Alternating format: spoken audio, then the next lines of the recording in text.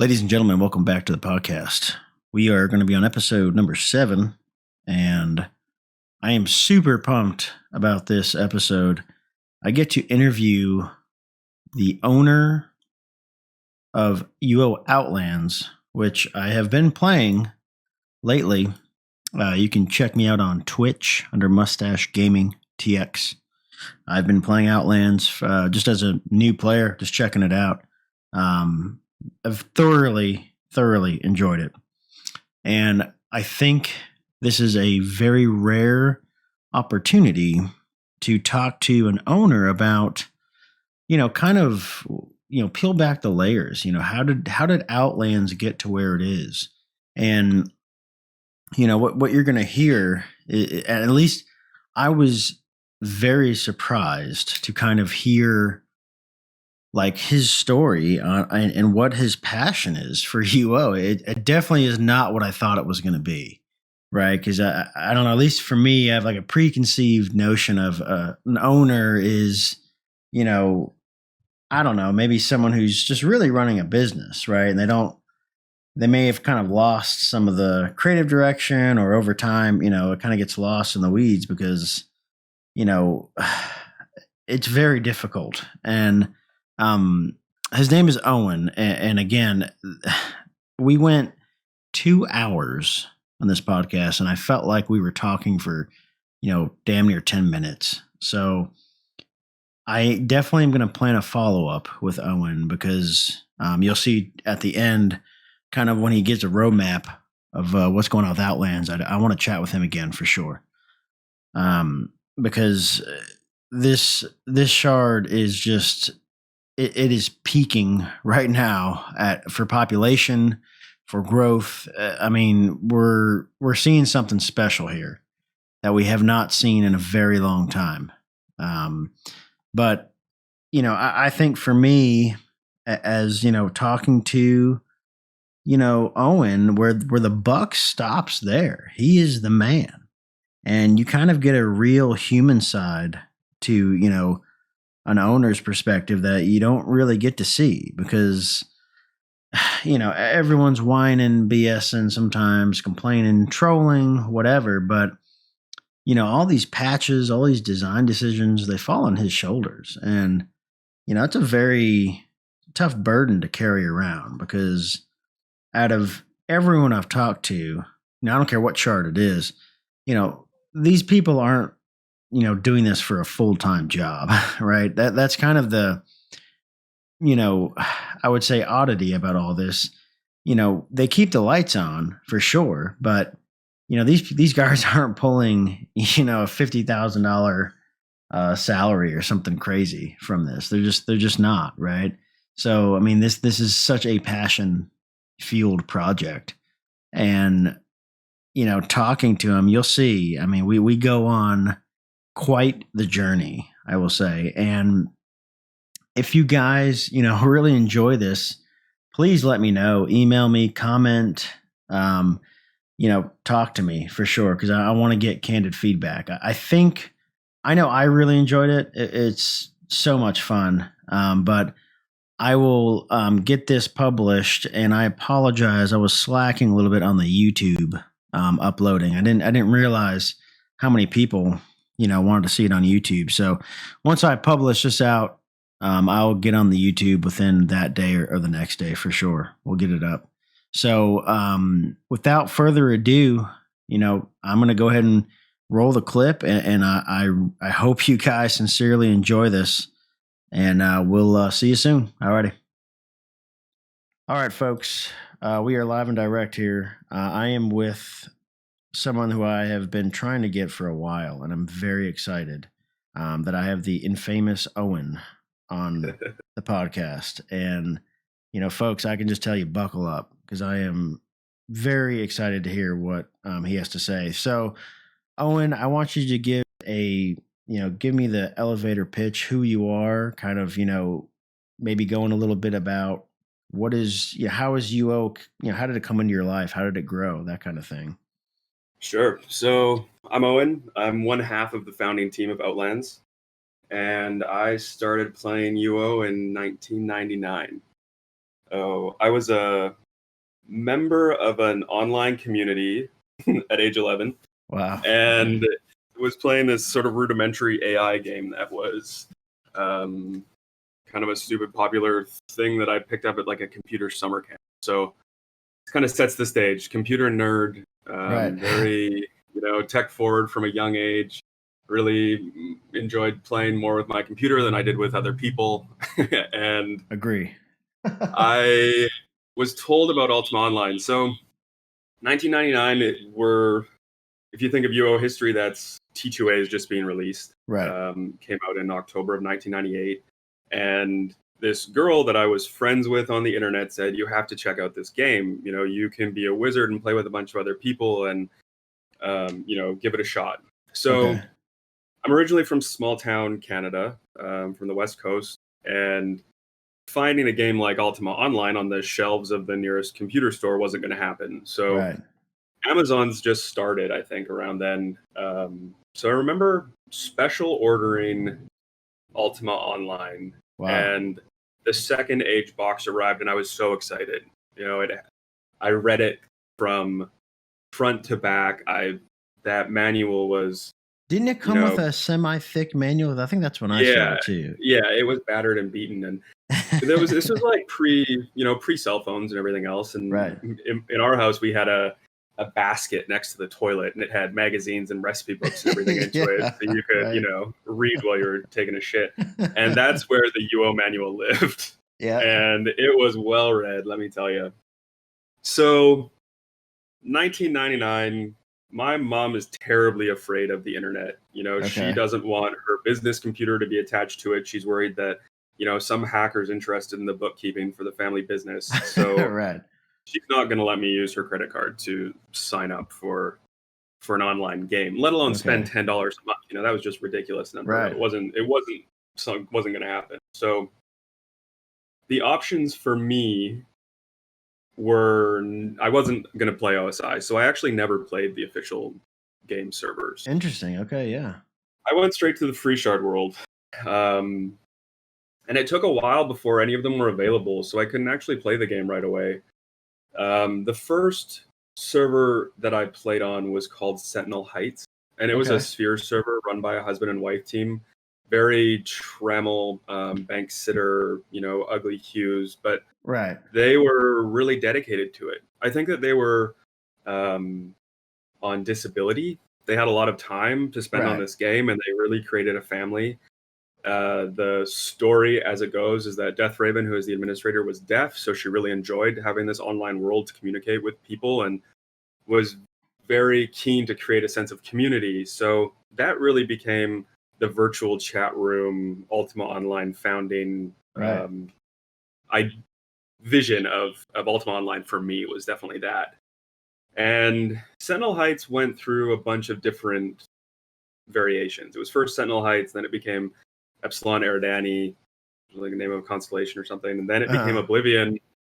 And Oblivion was one of the largest Trammel free shards ever. That rings a bell for me now that you say that. Okay. There was a guy named Electro. He hosted it. He took over from Death Raven and Jack Frost when they let it go. Okay. And they transitioned from, I think it was TUS 48E and then to the UOX, or to then Sphere 51A and then 55E, and then they Okay. converted to Run UO ultimately, which was a huge undertaking for a server that had been online for 10 years. They had Yeah. to convert their entire code base, all of their accounts and players and everything over to Run UO.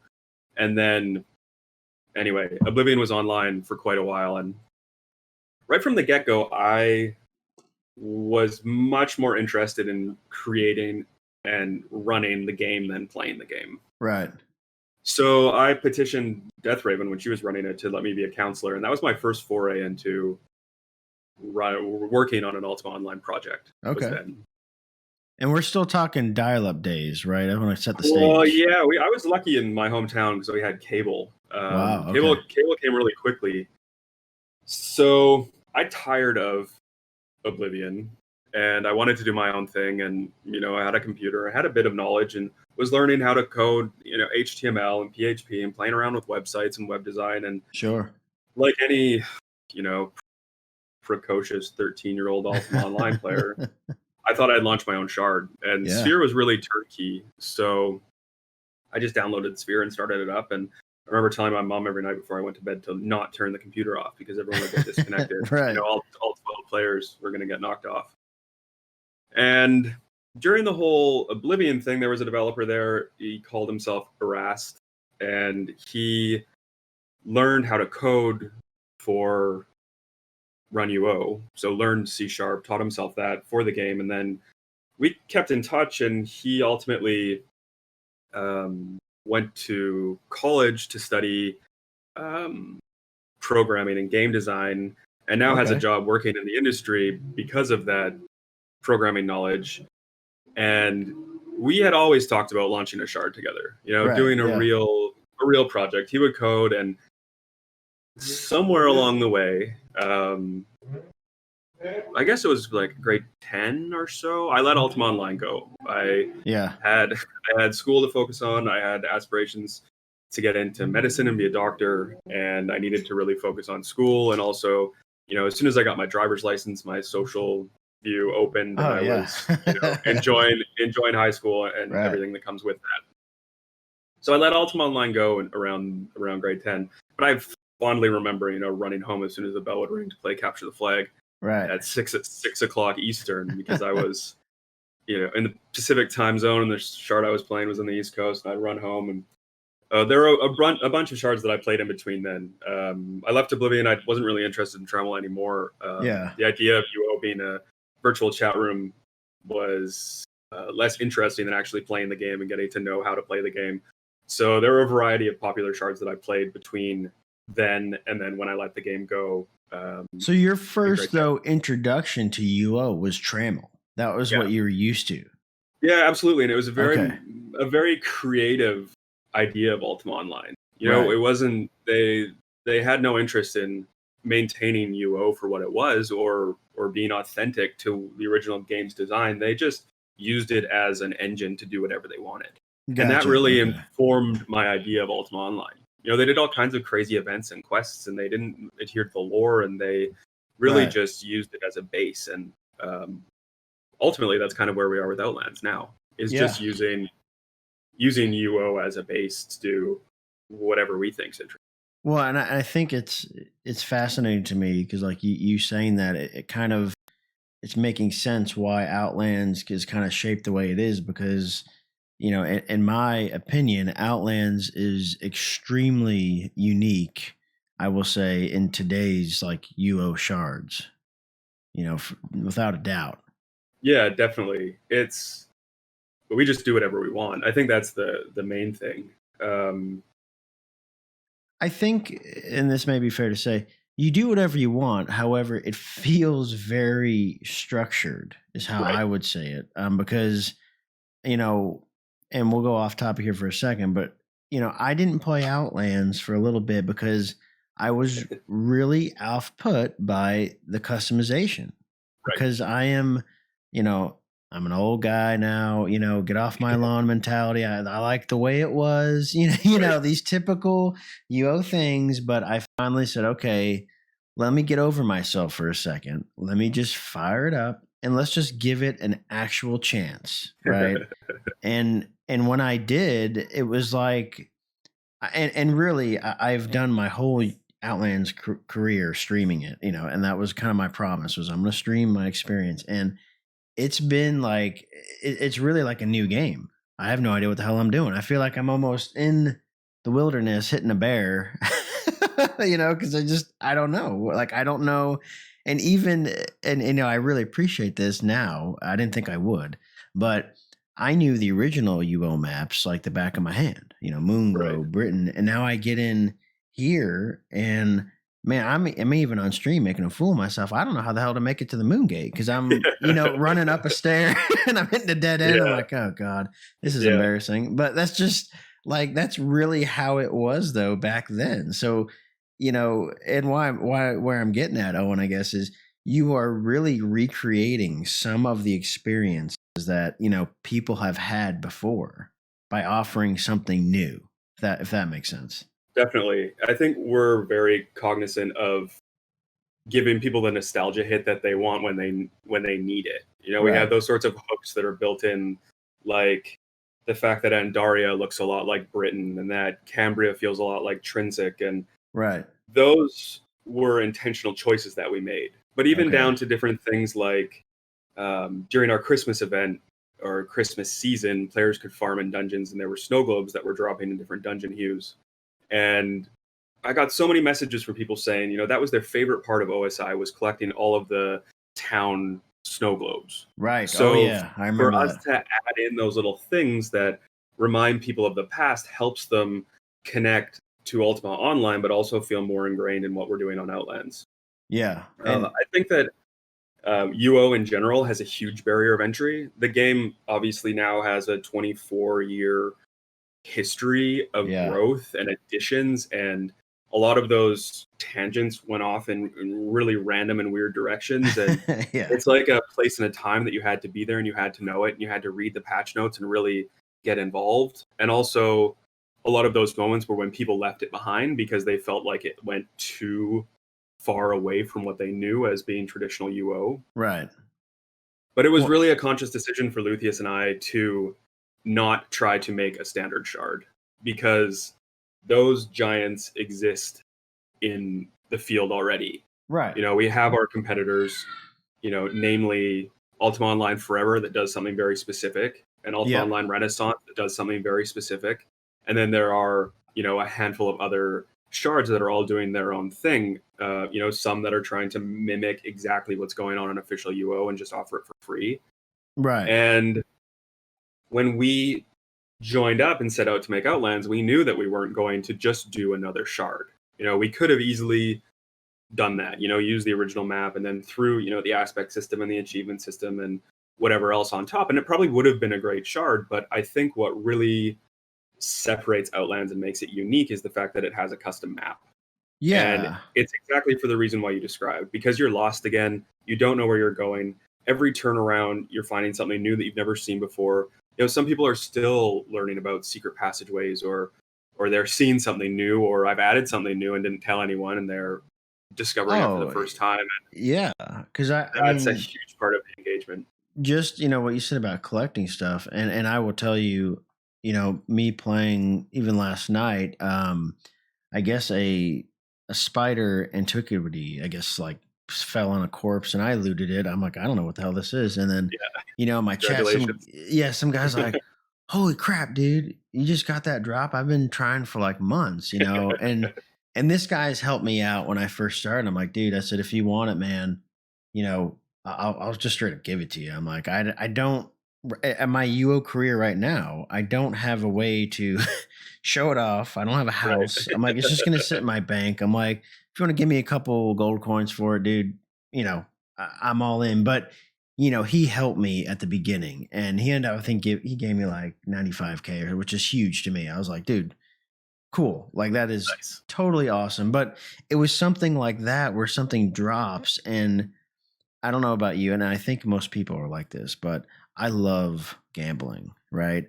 I said this on a previous episode, and it's really funny, is my bank account does not reflect my cash in for gambling. If that makes sense, Right. like, I would love to gamble, but it's just the reality is it doesn't happen. But UO kind of gives you that option by, you're either, trying to hoard items, to display, you're trying to get drops in a dungeon or whatever. And I don't know why, but I tried some other shards back in the day that had a custom map, and they just didn't. It didn't feel as solid as Outlands feels. Right. Um, and It so yeah, I think I'm talking about. I think it was it Ann? I don't know. There was a couple. There was a Real Poor. I think Yeah, was Relpor was a custom map. So yes, I'll kind of backpedal here and get into creation of Outlands and yeah, or creation of the map in general. Um, so Erast, who I knew from Oblivion, he and I were going to make a shard. You know, we were talking about systems that we had in mind or things that we liked or right, goals and ideals that we had. And I thought, you know, maybe I could make a map. And that was going to be I've been in the position so many times where I just wanted to be an admin. I Yeah. wanted to create the project, and I had all these ideas, and maybe I could make a website, or I could, pay for hosting or whatever it might be. But I really had no talent to bring to the development table. Right. And you get tired of trying to convince people, or going to the Run UO forums and saying like, "Hey, I'd really love to staff on your shard, or I'd love to run a shard." So I thought I could learn how to map. And I had a bit of history of building things in Run UO, using the GM tools and Yeah. building different things. And so I looked around and I found this program called Centered, which is basically like a what you see is what you get map editor. Okay. And you have control over the terrain mesh and the statics, and you can add and remove things and adjust elevations. Really, it's as full blown of a map editor for Ultima Online as you can find. Very powerful, very cumbersome, but once you know how to use it, you can really do whatever you envision. Right. So you're only limited by your imagination and the obvious limitations of the tile set and the point of view and whatever. So I started to play around with it, and my first foray into mapping was really awful, but I wanted to create a capital city, and I had an idea that it would be a walled town and there would be a port, and I had a checklist of every shop that it had to have, bank, tailor, weaponsmith, whatever. Right. And I made this town, and I shared it with Erast, and he thought it was cool. And I'm 19 or 20, I guess, Okay. at this point. This is second year of university. I've since moved away from home, gone away, had left UO in the past, wasn't a member of any community, didn't know anything about the emulation world anymore. I really took a 5-year break or so from UO at that point. And Erast was doing the same thing. He'd gone to school. He didn't really think that he had time, and I wasn't getting any sense of a commitment to a project from him. Right. And I gave up the dream that we would create a shard together, so that partnership kind of faded away. Okay. But I continued to map just for fun. Sure. For me, it's a lot like playing The Sims or Roller Coaster Tycoon or Sim City or whatever, where you have this the ability to create something from nothing. And I guess I have a bit of an artistic streak in me, and I got a lot of joy out of that sort of creation aspect. Right. So I kept toiling away at it and playing around with different things, and the map started to evolve, and it grew and it changed, and it went through all kinds of variations, but it was always the map that I was working on. It was really my baby project. Right. So as time went on, I started to research the community, and I stumbled upon UO Gamers Revelation. And that was UO Gamers at the time was the Run UO headliner. It was run by the founder of Run UO. They had a lot of resources and all the best programmers, and they had Hybrid and Demise and whatever. What was Revelations? I remember that. The third one. So Revelations was their custom map project. Oh, and okay. They had released a custom map, and that really piqued my interest that they could do a custom map shard. Yeah. The map wasn't great. I think they bought it from someone. They didn't create it themselves. It wasn't purpose built the same way that Outlands is purpose built. And then I found out about Relpor. And so there's this gap in time where I've missed Emporialem 2. Yeah. I remember reading the blog, but I didn't really pay attention. Defiance had come and gone. I was involved with another project called Crontic, which was huge. It was the largest POL server there ever was, 2,000 players online. It was the buggiest thing that had ever been run. And then Relpor 2 was out, and I connected with Admirilius. And Luthien mentioned that he had worked on Relpor with Admirilius together, and then Relpor 2 was the second coming, the relaunch of the project with some changes. And Admirilius was a really talented map maker. He did some of the decoration on Outlands to help us get going. When sort of pre-launch, it was too much for me to decorate every single building in the world, which even the original map doesn't have decoration in every building, but Outlands does. Yeah. And I basically approached Admirilius and said, hey, I do some mapping. Like, do you need anything? Yeah. And I had actually downloaded his map, and I'd made some modifications to it. And I said, I made this in your map. I'd done a volcano that was attached to a town called Roche, which is the same volcano that we have now on Outlands. Ended up porting it over. And he ended up using it.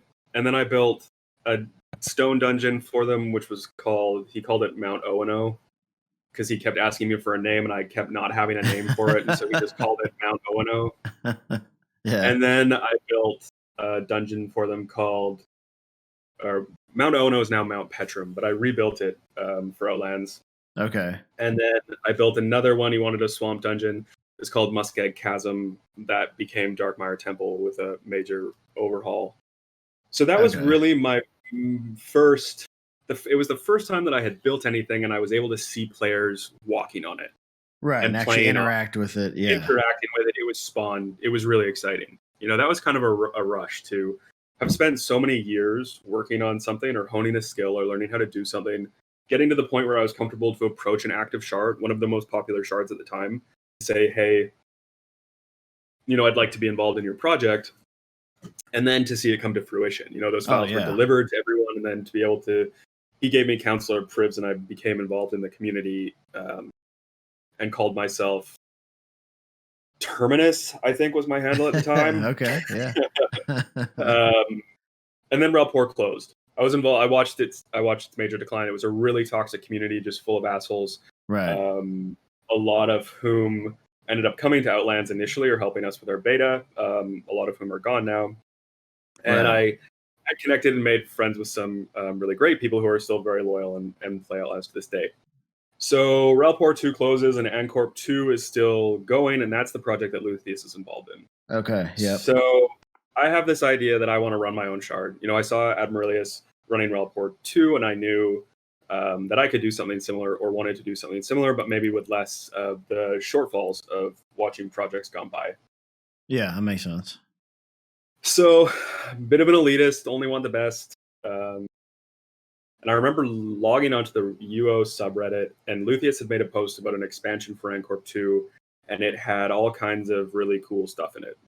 They just redone Covetous. It was like a under Dark World. They had a new ore that they were releasing. They were all new tameables. It was all very, very custom. And that just reminded me of all of the custom shit that I used to do when I was 11 and 12. In Sphere, but it was just done better. The taste level had been elevated, but it was still just as creative and just as exciting to me that people were doing that for Ultima Online. Right.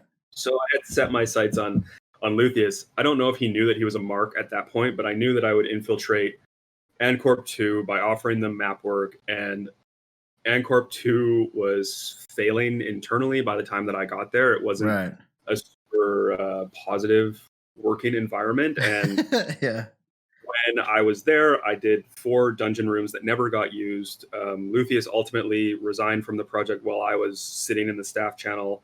It was very tense and uncomfortable. Wow. And that really, I don't think Luthius would say that he was the reason why Ancorp closed, but it really couldn't continue without him. Even though there were other developers on the project, they just didn't have the gumption to continue at the same, pace and vision that Luthius had.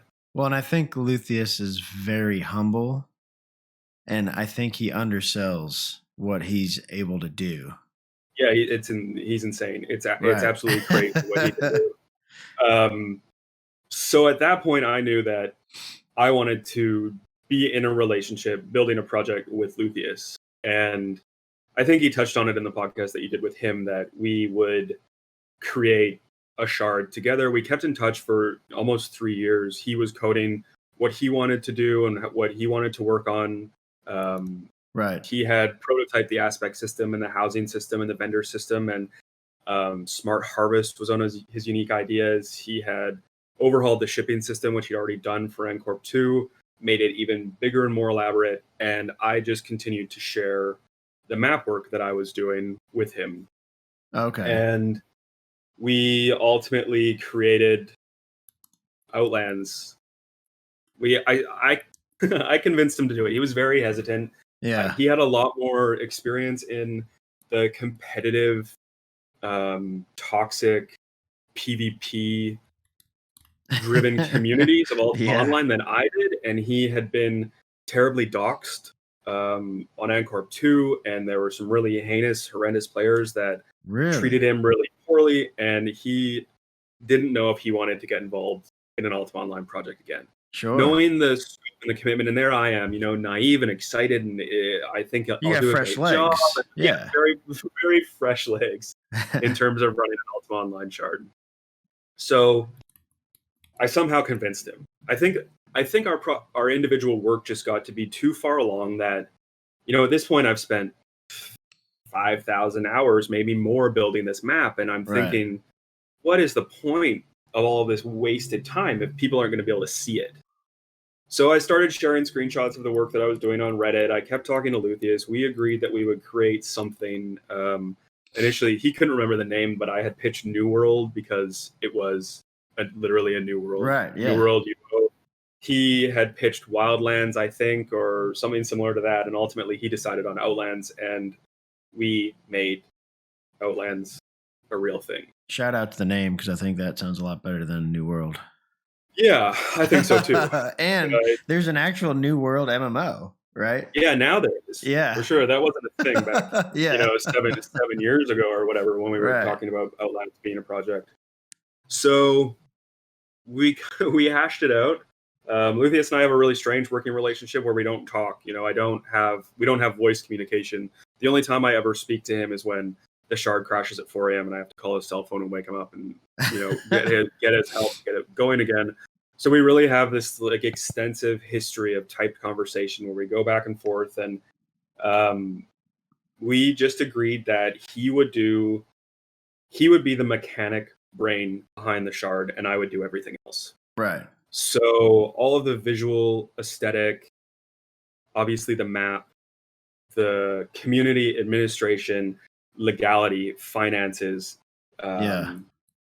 moderation, community building, website building, staff management, commissioning of art, everything. I do everything but code, essentially. Wow. Okay. And we have an interesting creative collaborative relationship where he runs off in his little vacuum for weeks at a time and comes back and says, hey, I coded this entire system. This is what I think. And I read it over and immediately throw 8 curveballs into the mix based on my boots on the ground feedback of dealing with the community and being the one that's, responding to all of the feedback and the support. Right. And he regretfully marches away and makes all of the changes and comes back, and we release a final system. Okay. Yeah. And that's the way our collaborative relationship has worked from the very beginning. That's it's funny. That's wild that you say that, because when I got him on, he said he just bought either a headset with a mic or something recently for the other podcast. And I'm like, and again, I'm having a preconceived notion when I talk to him. I'm like, I told him, I was like, you're so well spoken and you're so damn technical. I'm like, you need to be doing this more often, because because I can talk, about stuff, but he can really dial in hey, this mechanic is this way because of, X reason or whatever. And I'm like, dude, that's really cool. But now go ahead. Yeah, that's his very specific brain. Yeah. Luthien fires on a different wavelength than the rest of us, and it's not something that I'm really even interested in. Right. I have a general idea. I might want to do the mount breeding system was my idea, and I pitched it in a certain way, and he took it and he made it work in a game sense and in a progression sense and in a UO sense. And that's really his forte, is taking things and making them work in a gaming environment.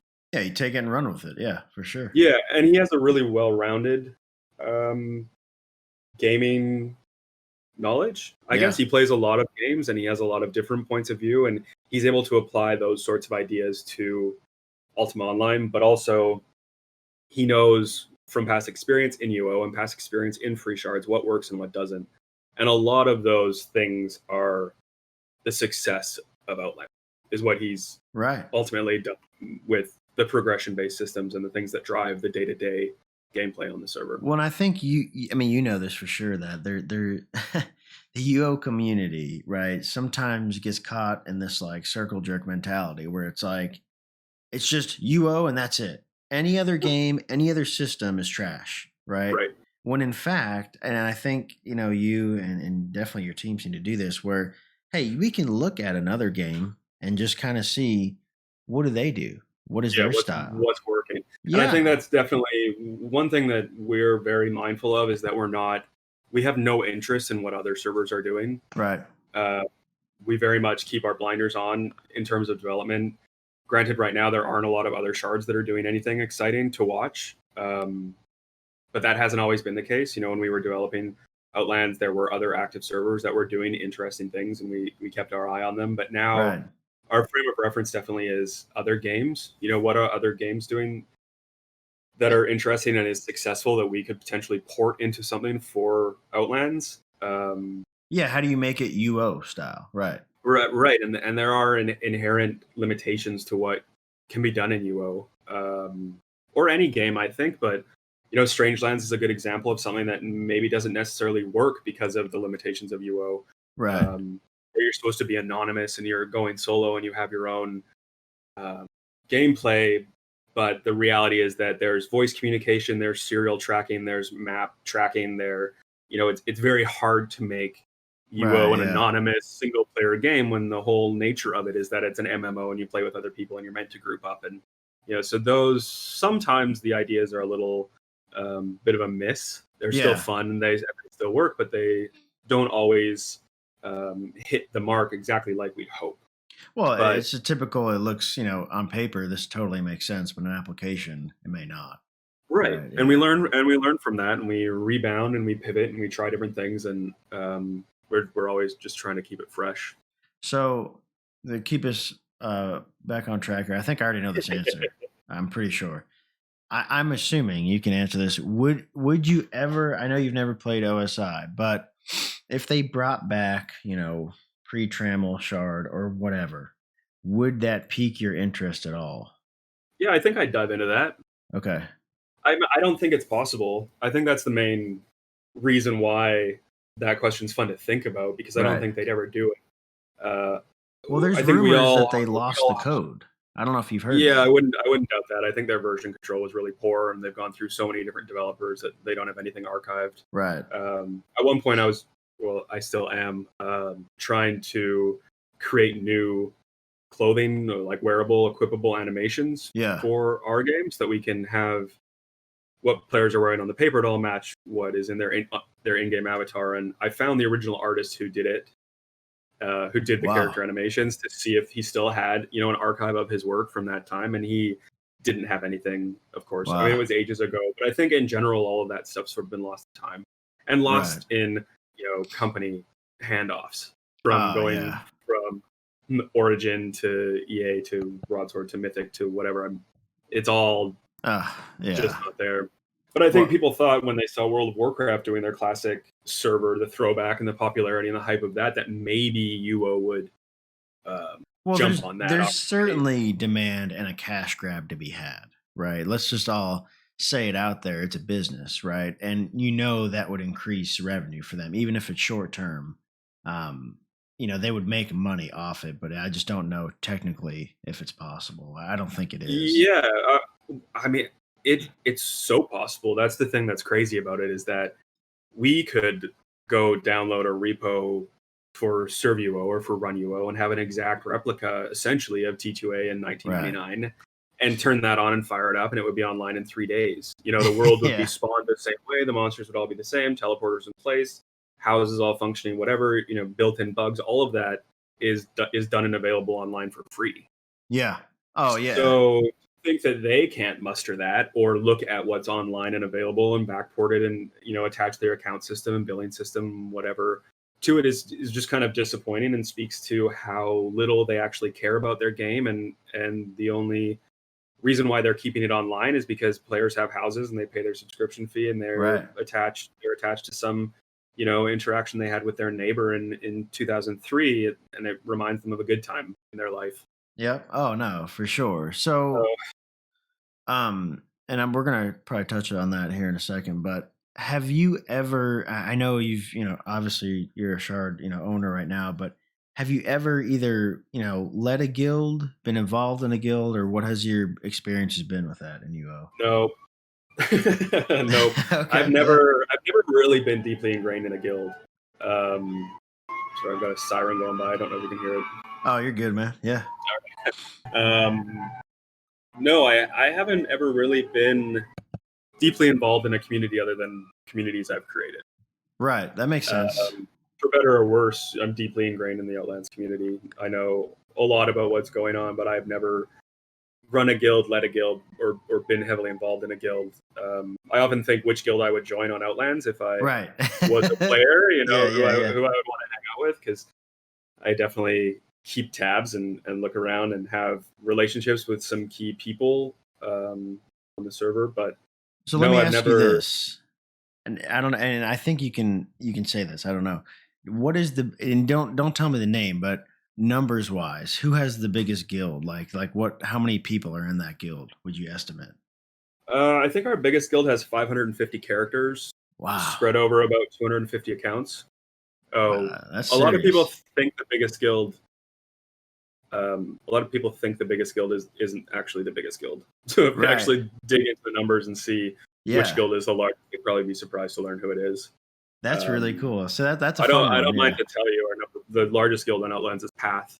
Okay. Um, Cool. yeah, the Knight Guild, the sort of our anti PK Yeah, I've missionaries. seen them. I've seen them a little bit in the dungeons, but I didn't know what they were all about. That's cool. Okay. Yeah, they're one of the original founding guilds. They were really involved in beta, particularly Are You Kiddin' in Discord, and also Talmains or D'Artagnan were involved in Outlands right from the beginning. They came Wow. over and brought all their player base from another shard when we launched, and they set out to um, Make the world capture an right. entire, or yeah, make the world right, but also they captured an entire swath of land. Wow. They cornered that entire market. They have their own sort of in-game town, and various enhancements have been added to it because of the role-playing nature that they bring to the server. No, And that's really cool.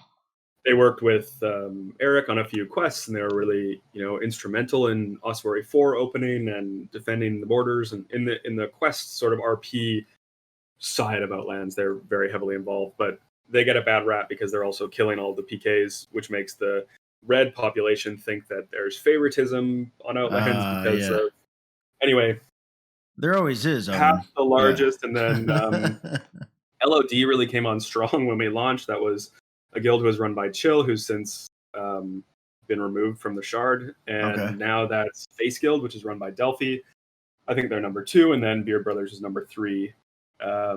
That's really Rect cool. used to be quite strong at that point, but then they had some internal falling outs, and it Have just sort of you, dispersed down from there. and this is more of a, and I'm kind of going off the cuff here just because I remember this from back in the day. I don't remember if it was on Hybrid or if this was OSI. I don't know. But I do remember there was a system where you could go in on a website and, you could see who the top guild was and who had the most members. Do you remember that? Was it, gosh, Yeah, I it's don't, MyUO. yeah, there you go. Yeah, MyUO is the official UO database, and you could go and look up specific characters and see what skills they had, and then which Right. guilds they That's were right. Yeah, in. yeah, yeah. Members. I remember the Syndicate was always a really big guild on OSI. They Yes. were always at the top. I reached out to them when Outlands launched to see if they were still active or wanted to get involved, but I didn't hear back. But yeah, I remember using that resource and looking at it, and someone, I'm not sure who it was, probably someone in the UO gamers community ported that to Run UO. So my UO does Ah, exist for Run UO.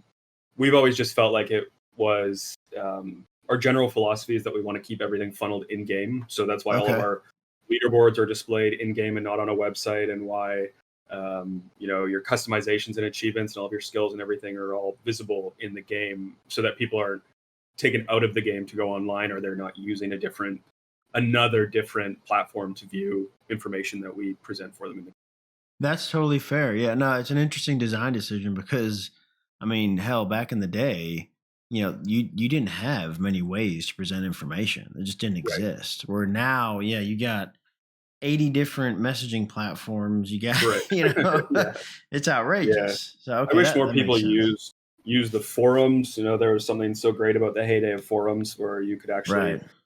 think about what you wanted to say and formulate your thoughts and ideas, and it would actually be read. Whereas now everything's so fleeting in Discord, and you can really, it's like the YouTube comment section where you just can say whatever you want. All of a sudden, you have a platform and it holds weight because you're flippantly Right. drunken chatting in Discord while you're taking a shit. It's really awful.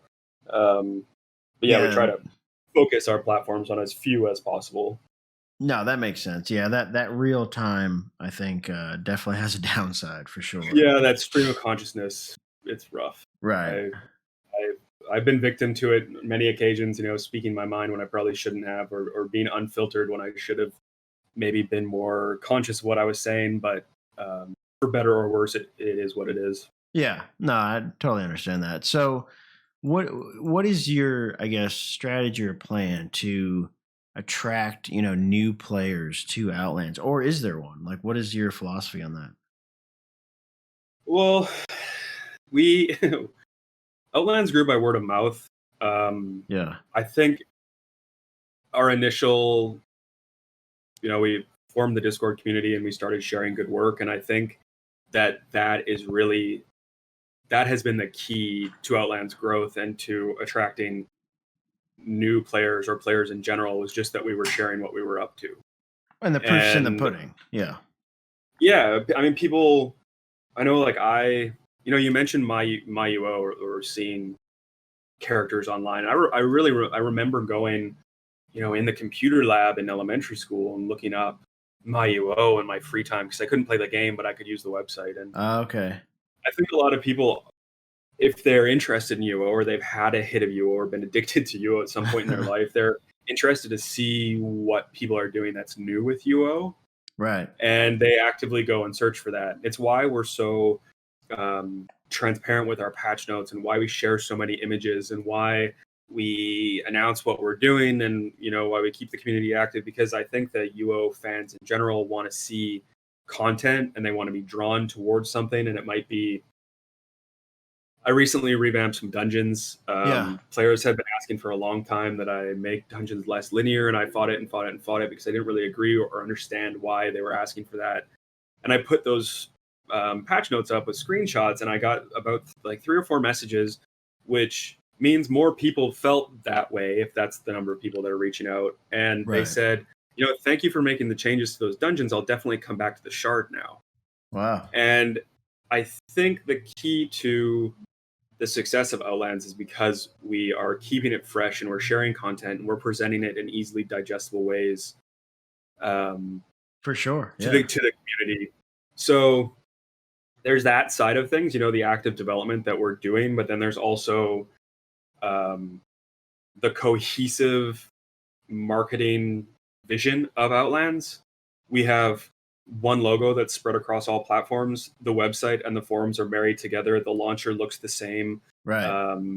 The logo in Discord is all the same. Expo's YouTube channel, all of the thumbnails are coherent and consistent. That is all a very calculated decision that we make in presenting the Shard in an elevated way that matches what a AAA gaming studio with a $60 million budget might do. Dude, so the launcher alone is next level. Like, that's an experience. Yeah, so we tried. There's so many things wrong with the launcher. I could rant on about that forever, but Yeah. it's key to our success that it's easy to access the game, and that we can deliver new content easily.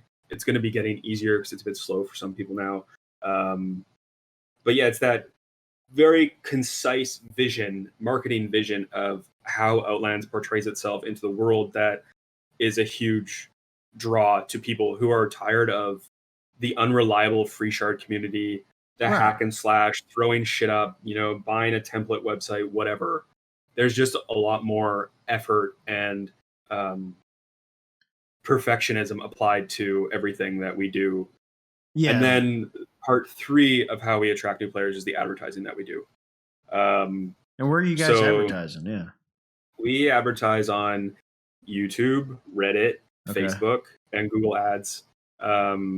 We're now on depending on where you are geographically, on the first or second page of Google search results when you look for Ultima Online. Really? Wow. Which is huge thanks to one of our players who jumped on the SEO and made that happen for us.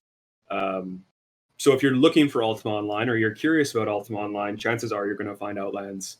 Oh yeah, you're gonna laugh at this. So Yeah, you are. Let me see. 1, 2, 3, 4. You're the fifth result, first page, and you're above another competitor, which is so funny. Yeah, that just happened yesterday, Oh, actually. it did. Yeah. Okay. Yeah, I got a little like victory text Yeah. from the guy that's helping me with the SEO, and he said, "Look where you are." On his machine, we were number 3, so it was That's awesome. the official UO website, and then there's some PC Gamer article, and then there was Outlands.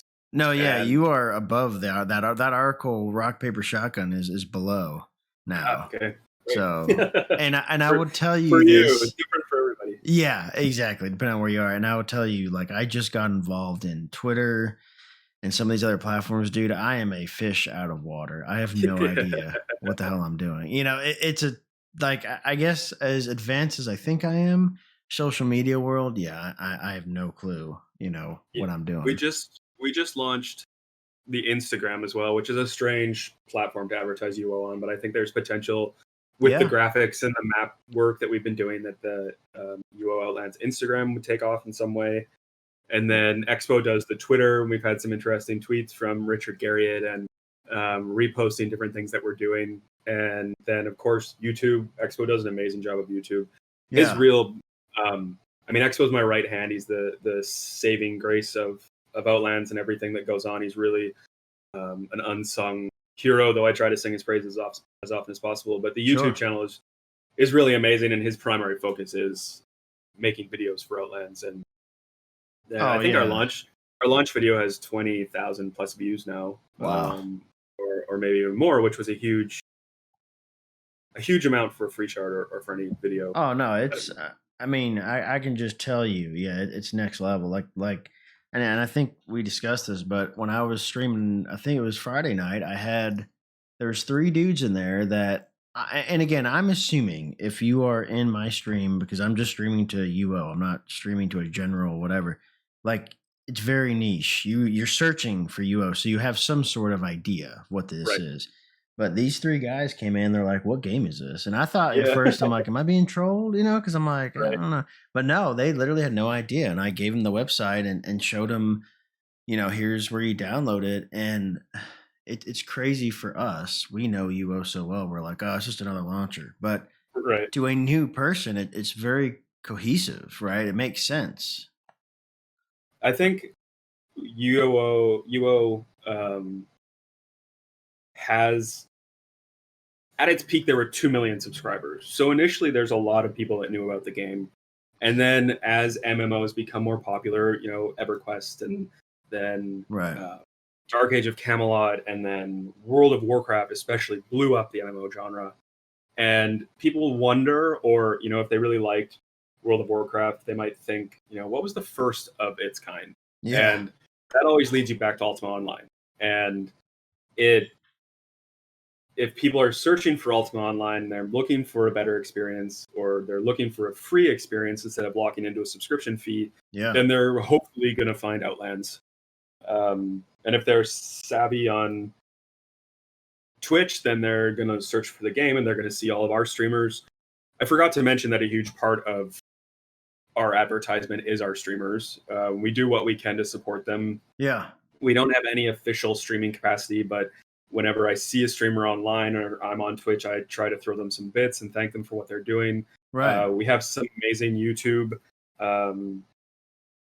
video makers like Trammy Surprise, and also Tila. And though Blacklist is making videos, the Outland sphere just kind of continues to grow organically on its own, and that ultimately draws people in.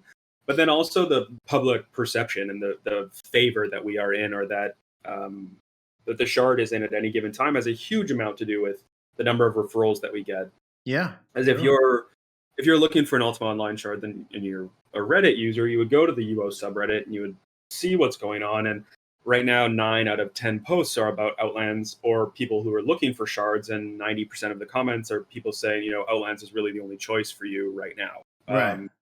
If you want to play UO, everyone's on Outlands. Outlands is the hottest ticket. That ebbs and flows depending on what we're doing in the game, or what how the seismograph is charting at the moment in terms of drama or bans or whatever else is happening. It's always ebbed and flowed, but Yeah.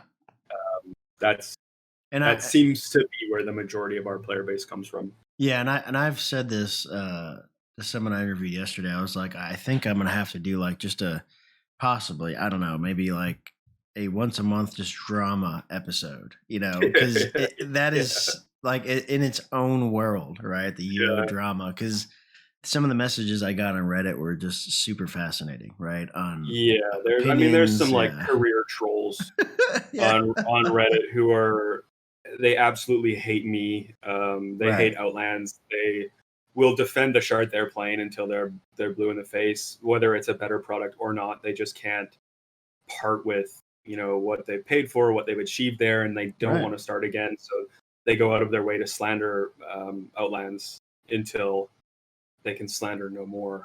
Well, and I And we've think definitely been subject to a lot of those attacks over the last 2 years. yeah, and the only reason I've been able to get people together is because I made it very clear that this is about UO in general. I'm like, I am not pro any one shard, any one person. I am just giving the platform, right, of free shards are a huge part of UO today and before, and I think when I kept it that generic, I got a lot of responses and support. But I think it's like when you get into those weeds of like this episode is like Outlands is the best server, on earth, right? Right, Then you're gonna get these trolls coming out the woodwork, right? Where it's right, like I can just say personally, I've played it, I really enjoy it, but that's just my personal. But I've been very public about it and very in the open, and you know I think that's the only way to unify because, yeah, the UO community, I mean, I don't even think toxic is perhaps the right word, but yeah. No, it's the UO community is crazy, and I really I've been hit upside the head and back again yeah, by the community and by the players, and it's not really fun to be on that side of things. And I think that's why I try to focus so much on creation and making new things and finding the things that bring me joy in the Ultima Online community because it's not dealing with those psychopaths on a daily yeah, basis. right, Um, my focus is really on maps and creating new art and acquiring new art and working with other talented people.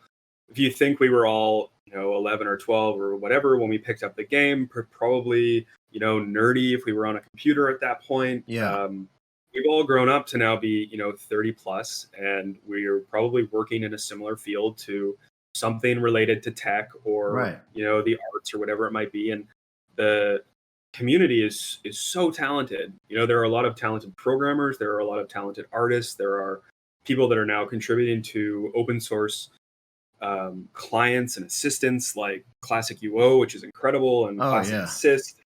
Um, Even the developers that have approached us or that we brought on board, like Jaden, for example, this is like a world class programmer. He's working for yeah, one of the top technology firms in the world. And for fun, he works on Outlands. And that's what I really have to focus on instead of the community, because if you, it's really easy to get stuck in the rut of that craziness. right, We had some really big personalities when Outlands first launched. Um, and they really took a toll on me. There were times when I would have to get on a dev debrief and put on a smile because really all I wanted to do was cry. It was yeah, defeating to deal with these people, and finally I just realized that it wasn't fucking worth it. right, I didn't want to be involved in that. I wasn't going to give them the rise that they wanted out of me because there's a strange mentality that UO players have, especially in the free shard community, that not only are they playing the game and playing the players, but they're also playing the staff. right, oh And yeah, I was so tired of that manipulation that I I just had to sever it. It had to stop, and that ultimately led to entire subreddits and Discord channels and Twitch streams slandering me and slandering the project. And I think the shocking thing for these people is that they can't imagine that Outlands would survive without them.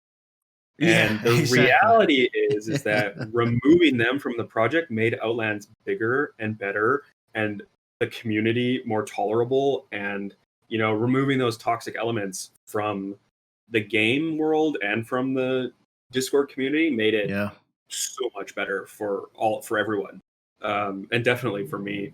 So I think you've And you've just answered this, and I'm sorry to cut you off because I want to ask this because you pretty much answered it. But what is your biggest like struggle then being an owner? Is it dealing with these toxic people? I think like juggling all of those balls, the community balls, Yeah. is definitely hard. I think I have a fairly level head in terms of handing out punishments or dealing with bans and jail time or Right. whatever. But that I think what I struggle with most as an owner is um, allowing space for failure, Okay. Yeah. because I want perfection and success and the best of the best at all times. Right. And when things happen like, a dupe bug where 1 million gold is created and dispersed into the economy, sends me to, fucking through the roof. Right. And those are definitely the hardest moments as an owner to manage through and to then deal with public perception and the PR and the rebound of all of that. Even the other night Yeah. we had a 3.5 hour revert, which is the first time in our online history that we've ever reverted for more than half an hour. Wow. Okay. And those sorts of things are I would say the hardest as an owner, because I feel such a responsibility to never let the player base down. Right. In exchange for their loyalty and their playtime and their commitments to the community, I feel my obligation is that we offer a seamless gaming environment and we do our best by players at all times. So I think that's the hardest, is the community management and perception Yeah. of what's going on. Definitely, the players have community have the herd mentality is able to craft its own narrative really easily. Oh, It sure. takes one player spinning something the wrong way for it to ignite like a wildfire, and all of a sudden there's a rumor or a Yeah. lie that's happening um, that gets legs and gets followers, and it carries through the wind, and that frustrates me because I know what the truth is, and I'm doing my best to do my best, and it can be a challenge to make sure that the truth is understood or is heard, or whether Or at least people want to presented. Yeah. get presented, and like what is my right, and how can I politely shut people down or end things that are incorrect to make sure that it all stays above board and honest. It's Yeah. all community. It's the personal relationships, I think, that are the hardest part of it all. And I hate banning people. It's the okay. worst, Yeah. because then you have to, not only do you ban them, but then you have to continue to deal with them and talk to them and The fallout. present, Yeah. yeah, the follow, the present the proof, and the nature of an MMO is that one person plays with 20 people, and if you knock off, a key cog in a wheel, then there's ultimately fallout. Oh, Um, yeah. For sure. they'll go play different games, and we've had many, like 3 or 4 guild leaders that have been banned for various reasons, and that fallout is felt throughout the community. But they tend to come back in some form. The people who left, they like UO and realized they weren't playing because of that person in general. They were playing because they liked the game, and they Yeah. got locked Right. into it. But that all kind of falls on my plate to deal with. I'm the final, I'm the judge, jury, and adjudicator. So it's Okay. or an undertaker, I should say. And what Uh, and to bring this, back to a little bit, of a lighter note, what's is there anything that's been unexpectedly fun in this whole ride that you didn't expect to that you enjoy, I guess? yeah, I've definitely met some amazing people and made some lifelong friends. I think that the flip side of the toxic community is that there are some really bright lights, and that's who I Right. gravitate towards. So I think my best friend in life is a UO player that I met through Wow. um, playing Rapport, who I've met various times, and we chat. I mean, he lives on the other side of the world, but we we chat daily. We're in Right. touch. She knows about my family and life, and I know the same of him. And we've gone on different trips around the world together. And we Wow. those are definitely positive relationships. That's a bright side of the whole thing. Right. Working and collaborating with really incredible people, I think, is huge as well. Um, like Expo, stumbling into Discord and beta and wanting to be a part of our project, that was definitely a bright spot and an unexpected thing for us to find. Expo lived in California and worked at Riot Games when League of Legends was launching, and he Wow. brought a lot of experience to the table, and then obviously gaming experience and UO experience. Well, yeah, because I know the gaming industry in general, it's hard. It's not the most pleasant working environment, no matter where you work, from what I Yeah, understand. Yeah. yeah. No, I mean, if he's coming from League, that's got to be the most toxic game in the world. So he brings a lot to the table in terms of level-headedness. And Right. then, obviously collaborating with Luthien and the creative relationship that I have with him has been really fulfilling. Equal measure frustrating, but very fulfilling. Yeah. And then having people like, Jaden and Vorspire and now Cameron, and then working with Karasho on Classic UO and being able to support those projects and elevate the entire UO world through, our server support and then financial support, all of that really is positive. So, Um, I get a lot of personal joy out of creating new artwork and building new things and doing things that people have never seen visually in Ultima Online. right. That's those are all things that I really love. And I want to get your answer on this because this answer varies from shard to shard. But and I want to preface this with I am totally okay with a donation shop of some sort. So I don't want this to seem like I'm against that. But there are well, I'm gonna say this: there are various ways it's implemented on a shard. Um, can you tell me, why or why not? Because it seems like to me in Outlands, it's just cosmetic stuff that Right. you can buy. Like, there is no pay to win element. But if you have $1 million real life, you want to go spend it on coins. Sure, you're going to be wealthy in the game, but you're not breaking anything. You're not, you know, getting an edge skill wise. So Right. some shards do offer like skill balls and stuff like that to get you up to speed. Why or why not did you, think of not to do that? Well,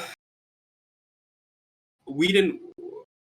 I think our fundamental principle is that we didn't want to be a pay to win shard. Right. Okay. Um, we knew that we could support Outlands, the costs of running Outlands on our own without Okay. any amount of contribution from the community. One of our statements when we launched was that, we are committed to longevity and Outlands being online for many years. It's not going to be, a flash in the pan shard. And a huge part of that was because I was able to support it financially from the beginning personally. And, Right. Luthien and I both have jobs and careers outside of the game that pay us well enough to afford a hobby like a free shard. Right. Well, and you don't have a And ton of overhead, it sounded like either. I mean, well, we start to get more overhead. That's the reason why yeah. the donation shop grows. Right. Um, I remember doing another podcast before we launched, and they asked like, "What are you predicting? How many online players would you expect?" And at that point, I said 500 would be amazing. If we could hit Okay. Yeah. 500 players online at once, I would be over the moon. But if you launch with 500 players, after a year you have 100 players online, and that's ultimately where I thought Outlands would sit. But Sure. we launched in October, the end of October, and by December 2nd, we had 2,000 players online, and the lag was unbearable. And Wow. we needed to upgrade our infrastructure and move forward in ways that would support the community that we were growing. Yeah. So while I still stand by the fact that I will, pay out of pocket to keep Outlands online for as long as needed, Outlands does support itself as its own entity now. Okay. Um, Yeah. Outlands is its own company for tax reasons under the law. All of the donations that we receive go via PayPal and they live in their own bank account. And from that bank account, all of our infrastructure is paid for. So that's Oh, 4 okay. servers, the web server, and then any staff that are being paid or gifts that we were giving or art acquisition or PvP tournament cash prizes or whatever else is all Outlands is a self-sufficient, self-supporting entity. Cool. And Okay. the reason why we keep the Prevailing Merchant, which is our donation shop, up to date Right. is simply because people want it.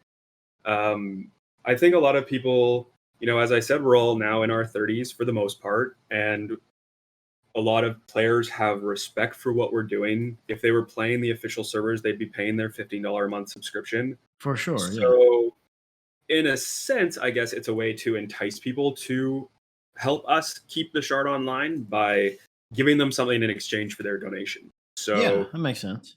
if you send me $15, you're going to get 15 coins, and you can go on to the game, go to the merchant, and you can buy a new limited edition hue or a special outfit or change your hairstyle or get a little tomb that will help you keep your skill scrolls organized or whatever it might be, decorate your house. Yeah. Cosmetic stuff. Right. Right, it's all 100% cosmetic.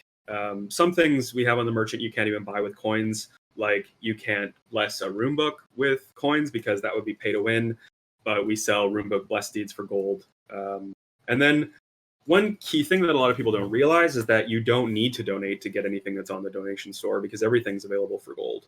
Yes. So if all you want to do is play the game, well, you farm like crazy and you play for 15 hours a day, but you don't have $10 to spare for 10 coins to get the Right. latest limited edition thing, you can just go buy it for 200K. Well, And and I did that last night because I needed a room book bless, and I went to the merchant. And I'm like, well, it's like I don't have coins. No, just hit the little scroll thing, and I'm like, oh, and I'm like, just shift it okay, over. yeah. I was like, that's really cool. Yeah, so that makes sense to me. Yeah. So we set the market exchange rate. One coin is 20,000 gold. Okay. So the in-game economy will never rise above that, though the Prevalia coin exchange rate in the community has changed quite a bit from when we launched. Yeah. When we first sure. went online, I remember people had donated before, like during beta, and we honored those beta donations for coins when we launched. So I handed all of those out as quickly as possible. And they immediately began to sell them for gold because they wanted gold to buy a house or gold to do whatever. And it was 800 gold for one coin when we launched. Wow. And now we just launched the King's Fair, which is our summer annual event. And Yeah. there's a few limited edition items that have been added for the week. And I saw that coins were selling for almost 12,000 gold. Wow. So that the coin economy is really its own. Yeah. Its own living thing. Yeah. Yeah, we had a player come in. He was a bit strange, but he said, Prevalia coins are backed by the US dollar. It's a real currency. You can track it like the stock market, and it's it's its own thing. And I mean, in a way, it's true, but we don't really look at it that way. We just see, you make a donation and a gift in kind, you receive your coins in game, but donations in general come with a lot of weird territory. People think that once they've donated, they get special treatment, or once they donate, they can dictate the way that the shard develops or goes. Or even that, once they donate, they're a paying customer. That's a really interesting idea. Right. But yeah. It's not the case for us. If you donate, you're a donator. You're doing what you can to help keep the game you're playing 12 hours a day online, keep it progressing. I think a lot of people see value in what they donate on Outlands, where on other servers they donate and they don't really see the same value. Right. No, that makes sense. Yeah. Some servers are really notorious for having outrageously priced donations and things available for real cash. Yeah. Whereas we have decided that nothing on our store will ever be more than $30, no matter what. So that kind of limits what we're able to sell. So in terms of, offering gigantic houses or skill balls or things that would be pay to win and have a lot of value, it's just kind of out of the range of what we'd ever sell for anyway. Well, and I think you've touched that financially you're sustaining, on your own, that you don't even need to enter that category. If it was on life support or something, things are really bad, maybe. But yeah, given what you've outlined, there's just not even a reason for it. I mean, because again, this is my opinion. I don't know, but I feel like some of the pay to win it's a very much so a cash grab is what it feels like to me. For sure. And I think there's a lack of authenticity for that, especially when, we're just keeping the lights on. That's really what what our goal is with the donation store is just to help Outlands fund itself and fund Right. the cool things that we're delivering, right to our player base. It's people see the value in donations on Outlands, which I think is the key. Yeah. Okay. So, and gosh, Owen, I mean, we're over an hour, and I feel like we just started. So I'm gonna try to keep us going here. So Sure. I've gotten. I only laugh because this question has morphed into something else I didn't think it would. So, in the history of you playing UO, and gosh, as an owner, I can't wait to hear this. But I originally asked it in a way, but I'm gonna ask it this way, and you can kind of take it where you want. I have heard, and upon talking with people, different ways people have been trolled in UO. Okay. And I initially thought of this question as a fun one, like, oh, how would you troll someone? But what I've realized is people have actually done, trolling. And is there any memorable event where you've seen someone, 'cause just to give you an example, one of the people I've had on here, I haven't posted yet. He's like, oh, some guy got like 200 fishing nets and released it on the dude's house. And there were like 500 mobs, that this dude had to clear to get into his house, So is there any memorable things that you can remember of someone trolling? I mean, I deal with trolling all day. Okay, good. Yeah, let me have it. That's pretty much like what my inbox is full of, the pages that we deal with. It's the, deciding what the fine line is between, grief, which I stand by as being one of the pillars of what makes Ultima Online successful, Yeah. and what is actually, harassment or trolling, or it's just gone too far. Yeah. I remember when we first, one of our very first iDocs on the server. If you have a shovel in Outlands, you can dig up dirt pretty much anywhere. It's a free resource. It has no value. It's used in the plant system, but you can dig it up endlessly. It's not really good for anything. Right. But if you stack it high enough, it blocks movement. So these players were defending an iDoc, and they literally built a maze out of dirt that you had to navigate through to get to. Wow. Where to get to the iDoc to compete with them. And I mean, people were so butthurt that they had to run through a maze to get to where they were going. Another example would be, we have a player named Small Rat. He'll probably enjoy this shout out.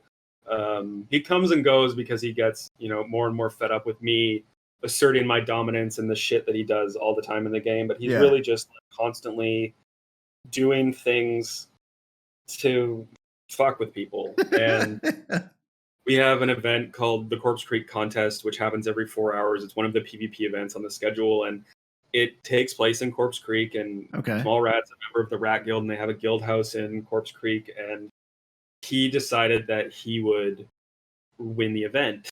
And Corpse Creek Contest it's a large guild-oriented PvP event. They're all running around on mounts, casting spells, whatever. It's a competitive sort of King of the Hill vibe. Okay. And he built another maze out of locked boxes and hides, and the PvPers were so upset. And he built this maze during the off time, just ahead so that the items wouldn't decay. He just ran around and dropped boxes with a script. They followed him one after one on each tile, and he just stood in the middle and he won the event. Because no one could get to him, right?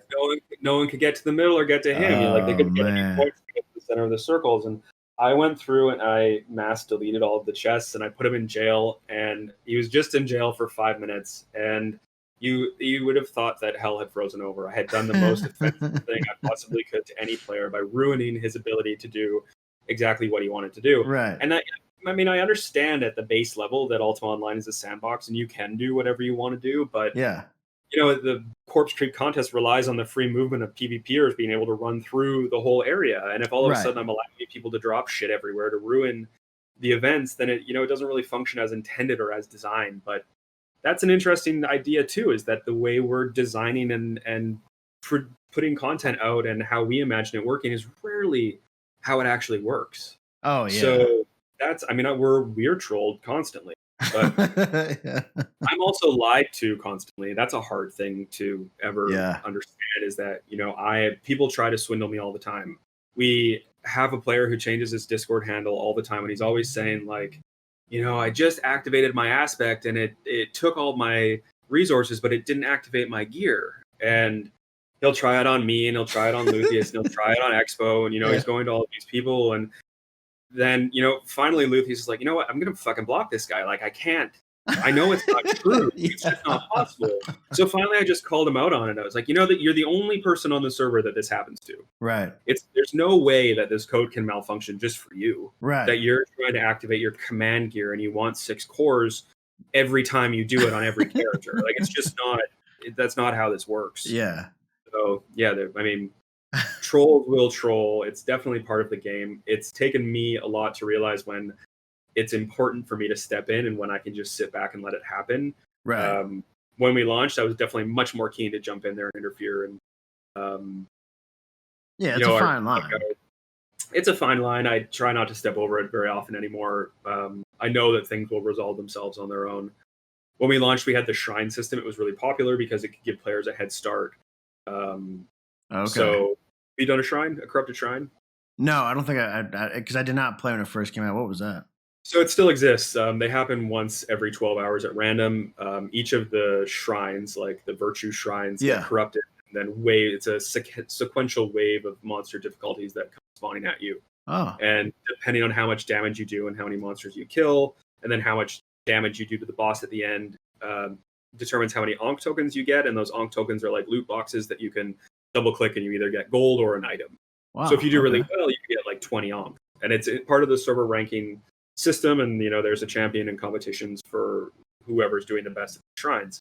And they're quite big events. That when we launched, they were more popular. Like 30 to 50 people would go to the shrine and they'd compete and kill and everything else. Right. So what we know as being a Felucca server, and it's an open world and reds and everything else, the difference is on Outlands that we have given players the ability to create very effective glass cannon templates who do a ton of damage and they make a ton of gold, but in terms of survivability, they have absolutely zero. They're not running. They're not running resist. They don't, in some cases, don't have healing because they're using only potions, or they don't have wrestling, so they're getting hit all the time if a player comes after them. So if you put 30 PVM glass cannon templates over land at a shrine, all it really takes is like a skilled group of 3 or 4 reds to come and decimate them completely. Right. And this happened every shrine, twice a day, with one group of reds who dominated the shrine. They'd come in on the last wave, they'd kill every blue, they'd kill the boss on their own, and their alternate blue characters would come in once they were done. And then the way it works is if you're dead when the boss dies, you don't get your Ankh tokens, and they just sit on the corpse, and they're bound to you for 10 minutes. So the red group would just sit on the corpse, they'd kill everyone that came nearby, and they'd get all of the Ankh tokens for the entire event. Oh, geez. So they got very rich very quickly. They essentially ruined the content for the server and for who it was intended for. Yeah. And that, was one of the first instances where I realized that the way you intend content to be delivered and be developed isn't necessarily how it's going to play out. And I remember talking to the guild leader of the raiding guild. Their playstyle was raiding. They didn't want a PVM. They didn't want to do anything. They just wanted to raid other guilds that were doing the content and steal it from them, which is a totally valid playstyle. It wasn't something that I was really familiar with as being a valid playstyle, but I'd learned that it was, and that they were talented, much better players than I ever was in UO or am in UO, and they really ransacked our server for about 6 months until the guild leader got so tired of me talking to him about trying to support the community and make the community better. And like, shrines are intended for new players to get their feet wet and get themselves started, not that they want to be ransacked. And at that time we had really lenient red restrictions as well, so that almost is a whole nother episode, Owyn, by the way. Clusterfuck. So that's definitely trolled by players all the time, watch players troll each other all the time. None of it. I mean, I'm a bit more lighthearted about it now, but I don't particularly find it funny all the time. Well, I mean, when you're starting a community, though, too, like if I'm, like my character is a bard macer, I have zero like offensive ability other than my macing, which is not even GM. So yeah, when a red rolls on me, I already know if I can't get to a gate, I'm screwed. I'm Yeah, not surviving this engagement, and that's fine. I realize that, but I think, especially when the shard first starts, there's got to be a mentality of if I'm rolling people like killing them, decimating every day at this shrine, when you're starting to get people, you're going to run out of people to kill because no one's going yeah, to go there anymore, right? There's yeah, just, absolutely. And those players yeah, quit. And I right. think that's the thing that Reds don't really understand because they like to play that prey, uh, wolf and the sheep game, and that's the joy that they get out of it, which is totally fine. Um, I think when I was younger, I thought that Reds were, real life murderers, and how could they be Right. Yeah. Yeah. so horrible? But Yeah. I've come to learn that it's just one of your 15 characters that you play, and it's a play style that's valid. But what happens is when blues get killed again and again and again, they just stop logging. It's not Yeah. fun for them anymore, and that's why red penalties exist, and why we interjected in the shrine system and made some Well, changes. and I So think positive. I definitely can feel another part two to this conversation because what I've realized, and this is my own anecdotal evidence. I have no other supporting things for this, but the red system I know has been somewhat of an up and down for some PKs, right? And I Yeah, get they're biased. I mean, you are a PK, so your purview is only killing people, but I've been told, I think the restrictions are too much. I think they're, too little. So I right. really think that's and I think we'll save that discussion particularly for another time, but I think that is definitely an interesting one to have because I know I'm used to just a free for all. Like if I see a red, Right. he kills me. I give him a murder count. Well, yeah, I did nothing. Who cares? Just for Right. formalities. But The it's mentality of players has changed, though. That's the main yeah, thing I think is that the hardcore mentality of all of us having the time to restock and find the time to play the game and right, whatever, it doesn't quite exist anymore. And games like World of Warcraft shifted the worldview of gamers. right. Wanting more of and I hate the word Care Bear experience, but that's definitely gamers have softened, and that's why hardcore games don't exist, and why studios don't launch hardcore games like Ultima Online anymore because no one's going to pay to get fucked over all the time. It's Well, just not like why would you pay yeah, to have a terrible experience if your idea of a terrible experience is other players attacking you and killing you and taking because your things, looting your house and griefing you to shit and ruining your you right. know life potentially. There's extremes of everything for sure. I think in terms of our red system, we've definitely swung a little too far into penalties at the moment. And I spend a lot of time advocating for red penalties to be reduced or changing the murder system that we have. And it often falls on deaf ears for my collaborators because we see that Outlands is successful, and it's successful because we manage the sort of nefarious classes in the game, and that Right.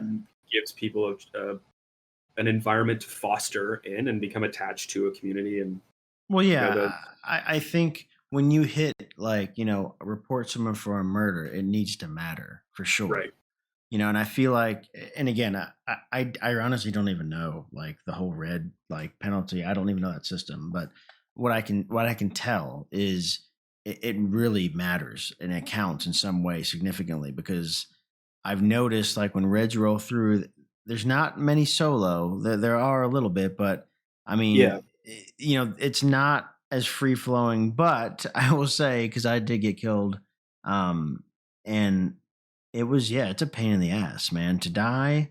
Then I got to go res. Then and this is a new player, right? I have no other accounts resources. I heal up, and I had a guy in my party, and he's like, "Oh, I'm at your corpse. I'll wait for you here." I was like, "Okay, cool." But I mean, it took me a good 10, 15 minutes to run my sure, ass all the way back yeah, in. But I'm kind of conditioned to that. Where yeah, that's the life of UO. This is the game I'm right, playing. It's not right. easy. So we have new joins. You asked like. I think it's interesting that Outlands gets a lot of new players or players that have never played Ultima Online before, and Right. they're coming in with a different mentality that isn't your conditioned mentality. Yeah. So the red community says, penalties are too strict. That's why we're a Zerg. That's why we group up, because it's a guaranteed kill and we don't die and we don't get the lockouts that we're looking for. But Yeah. we recently fixed a bug, when we changed the murder system. It was, we had a Zerg timer built in. So depending on how many reds target a blue and kill them is indicative of how long their heat of battle timer is. Yeah. So if you have 7 players attacking, like doing damage to one player, dropping one player, and they give a murder count, then you have a 14-minute timer before you can use a dungeon gate to get out or go somewhere else. And that's the main contention right now, is that our murder system is based on time instead of stat loss.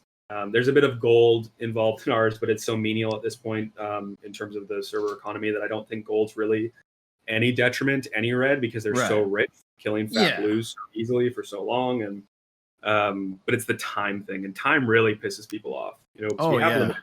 We have limited time, and if we make people wait, or we steal their time, or we make them use time as some method, it's not really well received. So anyway, we have a huge PvP patch coming out. We'll probably release the notes fairly soon. Okay. Might even be released by the time you get this podcast online. And that has some, we're addressing the murder system in some way, which I think will be positive for murders, but not really make a difference to the blues that they're killing. Right. So well, you're going to hunt me regardless. There's no exactly. Like, no matter what we do to the murder system, reds will be reds. Yeah. And they keep saying, we're only grouping up because of this, but the reality is that it's an MMO and you play with your friends, and you have more success as a pack, right, killing one person than you do as a solo anyway. Especially if you want to farm, hunt PK in one dungeon, like Ossuary, which is always really busy and full of rich players, or Mausoleum. If you're going in as a group, you have more likelihood that you'll be able to stay there and kill more people, instead of if you go in as a solo player, you're going to be locked out for 2 hours. Well, and I definitely agree with what you're saying, kind of the design decisions behind that. Just a cool, and I'll keep it brief, but when I was streaming, there was an orc that came in and he started talking to me, and I'm familiar with the orcs. Like, I remember them back in the day, and someone mentioned, like when it's blood moon, they'll go to the dungeons and they're just killing everything that moves. Right. And I thought, okay, whatever. I don't know. So last night I'm hunting or whatever. And yeah, this orc, and I could tell because they had the orc mask on. He rolls up, and this son of a bitch redlines me so fast I could barely disable my macro keys to type, because I finally typed in wait, right, and I think he was about to cast his final e-bolt or something, and I'm redline, and I said, "Let me offer a tribute," and he stopped. He said something in Orcish, but he stopped casting, and I gave him all my gold. It was 3,000 gold, and he was like, "Okay, you're good." Yeah. And then he just, kept going. It was just such a cool, because I will say I'm not an RPer at all. I don't get into it, but I so appreciated that little interaction where he just let me go. Okay, you paid, I got my shinies. I'm off. I made some revisions to the main orc fort recently and expanded the bounds, the lawless bounds, out of it, so that they could play without red penalties, because obviously it's the play style, and I wanted to give them a bit more of an arena to do that in, because dungeons are a bit limiting for them now. He was by himself. Who had a T-map, a treasure map, and it was in the orc fort, and he went in, and he was so mad that the orcs came and killed him while he was doing his treasure map in a lawless zone, in their own area. Right. And all I had to ask was, did you offer them, because they would have stopped. You could have given them a pile of diamonds and 500 gold, and they would have been like, great, have fun. Do you need help doing what you're doing? It's just, it's the bare minimum of their role play is that you all do. Well, and I love that they do that. It's the little flavor things, and the orcs do a lot for Outlands. So we're happy to do, world enhancement for them so that they can, do their thing. Well, and it's funny you mentioned they have a hard time in dungeons. So on the flip side, I was grouped up with this guy. We're hunting, and 2 orcs roll up, and they were in a pink kind of robe, but they were blue. They weren't gray, but they had the orc mask, so I could tell off the bat. So they start like casting Wall of Stone and just totally trolling us, making it increasingly difficult for us to move around, Right. and I knew off the cuff. I'm like, okay, I got this. So I go up to one of Toying with. them. Yeah. And I think one was a thief, but I'm not sure because the buddy I'm with, I didn't know him, but he's just like, they keep snooping my pack. I'm like, oh yeah. I'm like, dude, just offer him a tribute. They'll move on. So I talked to one and I gave him 500 gold. I'm like, here's a tribute. He's like, okay, so they said something in orc and they leave me alone. But now they're locked on my buddy. I mean, they are on his ass wherever he goes. And I'm like, dude, just offer him a tribute. And he's like, I'm Yeah. not giving them a damn thing. I'm like, dude, I said, okay, they're gonna literally follow us the whole time we're in the dungeon. And so I ended up paying, I just gave another 100 gold to the guy. And I'm like, I'm paying for my friend. They're like, okay, good. And then they moved on, But it was just such a cool, like, lighthearted experience where the person I'm playing with is like, I'm not giving them a damn thing. And I'm like, okay, well, I guess I'm going to have to pay for you because I'm not dealing with Wall of Stone Right. 100 times in the dungeon. Right. But We have a few different orc groups, and some of them are more authentic than others. There are some that are, fully decked out in aspect gear, and they're, playing with other groups, and they're not speaking in the orcish tongue. But then we have the very authentic orcish groups that try to stick to. Oh yeah, they were speaking in orc. Yeah, it was fun, definitely fun. Yeah. Okay, so and this has been like phenomenal. I'm cognizant of time, and I want to follow this up to speak to you more for sure because I feel like we barely scratched the surface of some of the mechanics I really wanted to ask. But as kind of a final question, and this is your purview as an owner, if you had a blank check, right? What would you use it on for the shard? What would you do with it? Well, I think I'd probably more healthily reimburse the people that are working for us. Yeah. We have a lot of really amazing support staff who we don't pay. Right. They're all volunteers, like Sigrid and Secret Man and Airy and Eric Gray. They're all really diligent contributors to our community, and we're so grateful for it. And I do what I can to, send them a bonus if something does well, or give them something tangible that they can use. So I would love to be able to put some more people on staff. I think that would be awesome if we had more full-time staff, especially like multi-language support staff, because we have such a huge Korean community and a Russian community. And I think having liaisons that actually spoke the language would really help us in terms of support and growth, for sure. Bridging the gap. Yeah, for sure. Yeah, bridge that gap. I think it would be really amazing to franchise Outlands in some way. And by that, I mean like opening Outlands Asia or opening Outlands Europe and giving people the connectivity that they deserve. Wow, that's interesting. Our Korean players are connecting. They've got a 350 millisecond ping at the minimum, and they're, competing at the highest level. And we have players that are bitching about, ping spikes to 55 milliseconds. And you're like, the people you're playing against are, they've never seen a yellow ping meter in CUO, let alone a green ping meter. Right. They're constantly dealing with lag. So, yeah, I mean, expanding that infrastructure and being able to support people or afford support people to run those sorts of projects, I think would be really cool. And I would love to.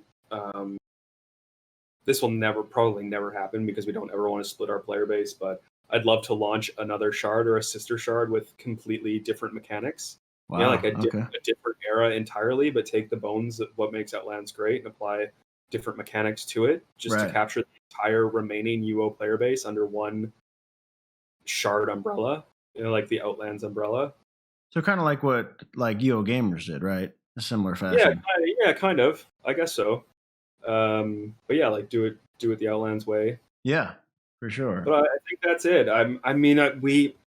We never really started this for the money. Right. Yeah. I remember talking to Luthien really early on about Ancorp, and they were online for 18 months and they made $20,000. Yeah. That whole time. And it was sitting in the PayPal account. They used it to pay their hosting costs, and everyone was volunteering, and they did it all for free. And they divided it amongst themselves. When it closed, there were 4 of them, so they each got $5,000. They were pretty stoked about it. Right. That was a nice bonus in the end of it all. And then PayPal reported them to the IRS. They had to pay tax on it, so they all had to send their money back to the central person and pay their taxes and divide it out again. And that was the idea that I had of Outlands. Right. The potential financial success of the Shard was like, okay, it might cover its hosting costs. It might cover the cost of infrastructure, or maybe, I'll be able to buy a new laptop that I can use when I'm traveling to run the Shard on, or maybe it could pay my phone bill because I have Discord on my phone all the time. Sure. So I think, a bit more cash would be would be nice for sure, but I don't know if it would necessarily make the product better or if it would just make it bigger and more valuable. Do you think it's really in a sweet spot right now? Do you think with the amount of players you have now in terms of design and everything, are you reaching a point where you're having to revisit things that you never thought you would just because of the amount of people? Absolutely. We have over 31,000 active accounts right now. Wow. So over 75,000 characters have been made. We have a housing crisis on the Shard. As a new player, yes. we created the inn system because that was kind of a temporary fix to allow players a place to lay their head and have a chest and log out of. Right. Now there's over 140 inn rooms that are rented, which I think explains the shortage of housing. Housing in UO, I mean, we could have a whole podcast about housing in UO if you wanted, but I think, if you think of UO launching in 1997 or late 1996, then by 1998 they had a full expansion released already, for T2A, and now Outlands is coming up along that timeline, and we need to think about some kind of an expansion just to accommodate more people. I think having a house is really key for people feeling like they're embedded in the community and belong in a game or in an active game world. So that's definitely something that I'm actively thinking about, is how can we accommodate more people properly. Just in terms of online players, like our infrastructure, I think we're in a really great place right now. Yesterday we had over 1,650 players online during the King's Square launch, and the Shard ran just fine. Whereas during launch days, it was melting. It was struggling to keep up. It was impossible to play. But the work that Jaden's done in terms of server optimization is really incredible. We used to have 15-second saves, and now they cap out at 3.2 seconds or 3.5 seconds. Right. And that we will just get better. We brought Cameron on board. He was the developer of Defiance. He's a full-time professional developer as well, working for one of the top tech companies in the world. And he's rewriting Run UO into an application called Modern UO, which is really the future of Ultima Online emulation. And a lot of what he's working on, Jaden is guiding him through, and they're collaborating on. And we trial all of that on Outlands. So that's where our our timer system and the infrastructure and our save system and everything comes from. And the next big thing that they're working on is the net stack, which is essentially the way that the server communicates with the players. And I'd say about 50% of our CPU overhead, which is, if players aren't experiencing network lag, they're experiencing our server CPU lag. But right now, the CPU doesn't ever get to a point where it's unable to support the server, but 50% of our CPU usage goes to the net stack. So they're working to rewrite that in a more effective way. And that will make a huge difference in the number. We could really scale limitlessly up so long as people feel like they can play. But even with 1,600 players online, we average between 1,100 and 1,500 players any given day. We rarely drop below 1,000. Maybe at like 4 a.m. on a Wednesday night, we have 950 players online or something like that. But any more than 1,500 players online, and the dungeons are overfarmed, and the cities are too crowded, and that's causing lag. And there's obviously nowhere to put a house anymore. That's a good problem and a bad problem. But there's definitely scaling issues at that point. It's one of the reasons why the official UO servers had so many shards, because they had to spread their player base around, and also it improved connectivity for people that were connecting from around the world. They had their Asian shards and Australian shards, and a bunch of different American shards. So that's one thing that we might Yeah, no, that's fair. And now to bring this home, because I think you already kind of touched on it. To wrap this thing up, what are some like, and you can give me the elevator pitch if you want, but what are some upcoming things that you're allowed to talk about that maybe people don't know are coming or are on the docket? Sure. Client exclusivity is huge. We've been working with Classic UO for a long time to get that off the ground, and we want to get everybody onto one client so that people are on an even playing field. Yeah. That's been something that we've been talking about for a long time, and it's actually coming to fruition right now.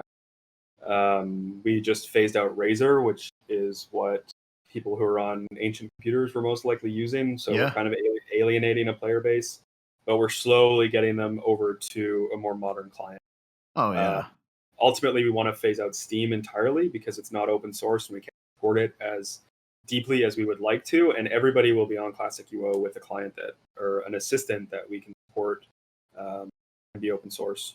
Sure. So Yeah. there's a lot of issues. Traditionally, a UO server would manage their accounts based on IPs, but because of the invent of VPNs or GPNs, IPs aren't really Right. a reliable way to manage a population or a player base or even an identifier for anybody because you can create a completely anonymous account by Right. the click of one button for a free VPN in your web browser, and all of a sudden we don't know who you are, where you're connecting from, or anything Yep. else. And that's been a bit of a plague for us in terms of house ownership and also people who are doing illicit things like maybe selling gold for cash or different things that sort of detective admin Owen has to figure out. Using IP as a mark for that is really difficult. Right. So part of the reason why we're going to a single client is so that we can add some enhanced client security and have different identifiers for each player so we can actually manage our player base properly. That makes So sense. Okay. that's huge for us. It's no different than what Blizzard is doing or Steam is doing or EA Yeah. is doing. Yeah. They're Yeah. Yeah. collecting that information from you, and we're also going to collect that information from you shortly. Got it. Okay. So we also have a huge, excuse me. I'm just gonna have a drink of water. Yeah. No worry. 'Cause I think you mentioned PvP patch is Yeah, coming up. so we have the PvP patch coming. Luthien likes to do overhauls. I don't know if you've noticed that, but it's never really Yeah. small tweaks or bug fixes. The current PvP system that we have, as it stands, came out last September, and it's Okay. kind of been riddled with bugs that have never really been addressed, which isn't like us, but there's only so much of certain communities within the community that we can handle, and the PvP community is particularly difficult to pin down for any amount of meaningful conversation or change, Yes, or even, agreed. or even beta testing. So we have been working on this PvP overhaul. We put it out and we redacted it, or retracted it, I guess, and went through some more internals based on feedback. And Luthien, in his amazing mind, came up with not only listened to the changes that players were asking for or the things that players were asking us to leave alone, but also came up with some new mechanics to address changes that he had made previously, which I think are really positive. Right. So there's some big changes coming, but I think ultimately they're really for the best. The most exciting thing that I can talk about in that is a system called Stygian Rifts, which, like we touched on earlier, is borrowed from another game. Albion Online has their Hellgate system, and we thought, how can we port this in Ultima Online? Really, Okay. Albion, I don't know. I mean, I think Albion's been successful, but the most successful part of it has definitely been their Hellgate system. Right. And it's a small group versus group system. One thing that Outlands definitely lacks in its sphere of PvP events is set small group interactions. Right. We have Yeah.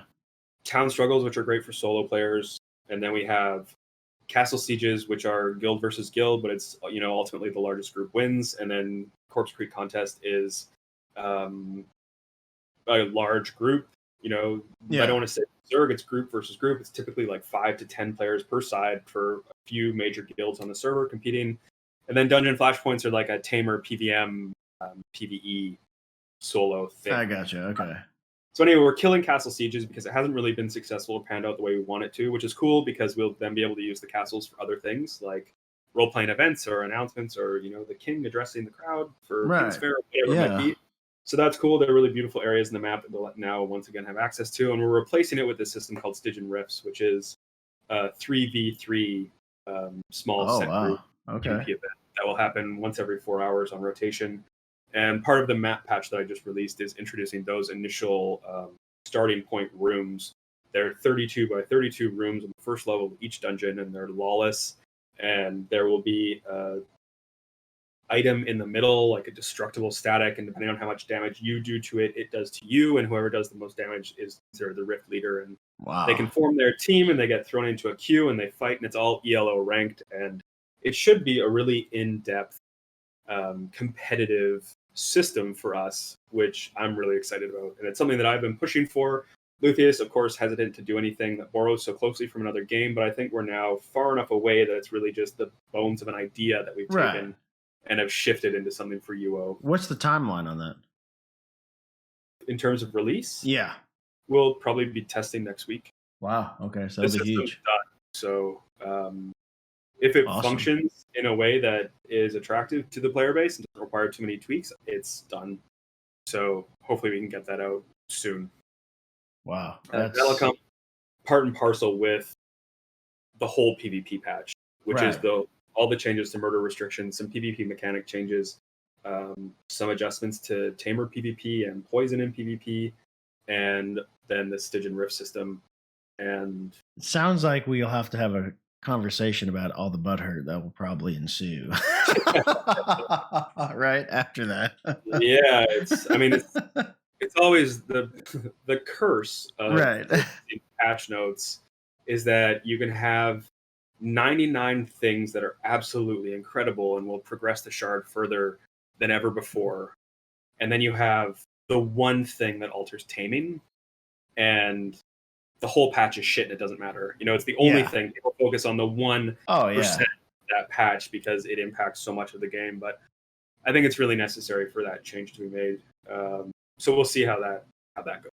No, for sure. And Brace yourself for impact. yeah, and I think and thank you, Owen, for sharing your candid feedback, because it's very difficult for a lot of people to fully understand what it not only takes mentally, financially, physically to run a shard, but to have meaningful, logical design decisions behind it. Because a lot of times it's this knee jerk reaction of, oh, you must have been in a room and you threw a dart at the board, whatever it's stuck on.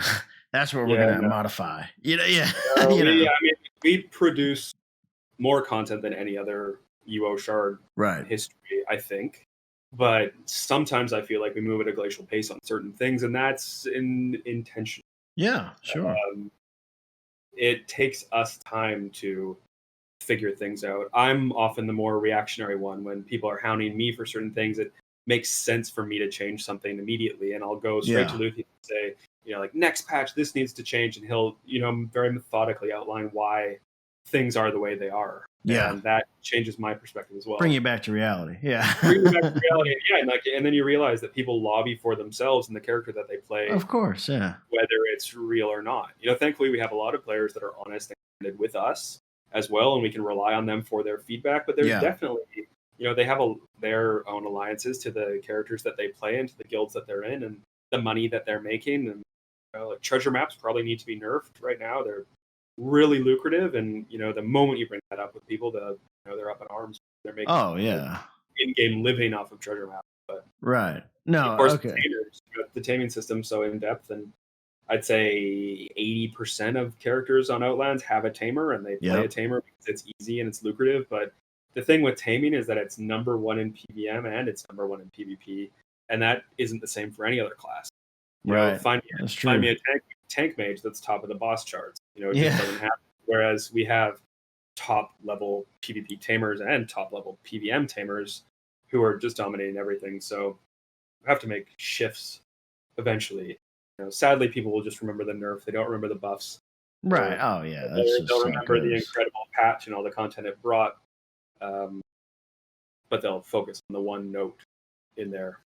Yeah. So, oh no, for sure. But we'll never learn though. We'll continue to do it. It should just sit on its own. Like this patch on D-Day was tamer, the one tamer note.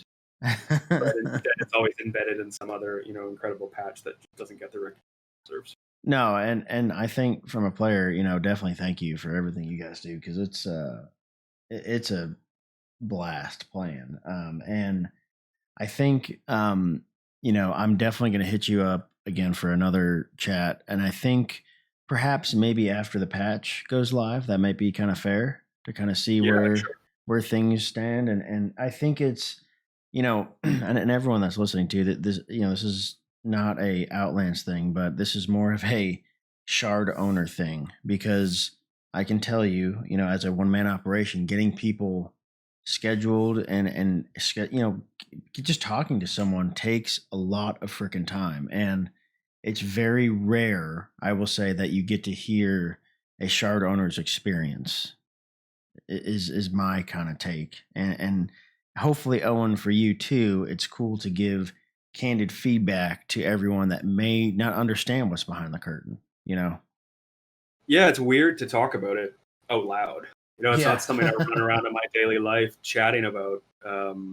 Not that I'm ashamed of Outlands or the work that I do in an Ultima Online community, but it's definitely been more normalized to speak out loud between doing our development debriefs and chatting with, a few podcasts, and Right. obviously chatting with you, and also chatting with my staff to talk out loud and say these words out loud.